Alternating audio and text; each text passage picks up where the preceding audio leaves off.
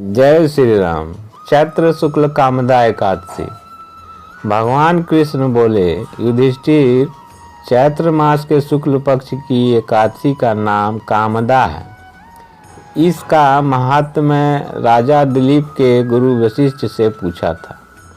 वशिष्ठ जी बोले, एक भोगीपुर नगर में पुंडरीक नामक राजा राज्य करता था। उसकी सभा में गंधर्व गान करते थे, अप्सरा नृत्य करती थी। उनमें ललिता नाम गंधर्वनी और गंधर्व भी रहता था। उसका परस्पर अति प्रेम था। एक दिन राज्य सभा में ललिता गंधर्व गान कर रहा था। ललिता उसके सामने थी। उसकी स्मृति में गाना अशुद्ध गाने लगा। किसी ने राजा के सामने चुंगली खाई।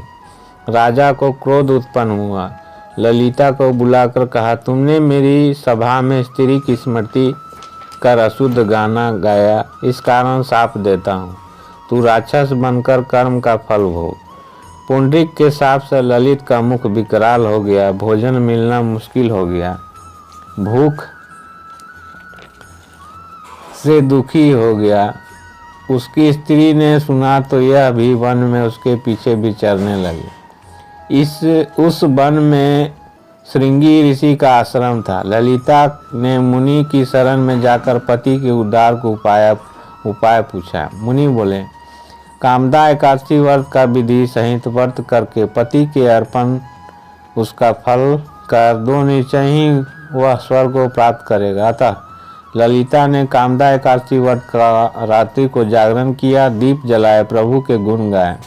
प्रातः ब्राह्मणों के सामने पति के अर्पण संकल्प कर दिया। उसी समय राक्षस योनि से छूटकर पत्नी सहित स्वर्ग को चला गया। फलाहार, इस दिन लुंगों का सागर लेना चाहिए। जय श्री राम।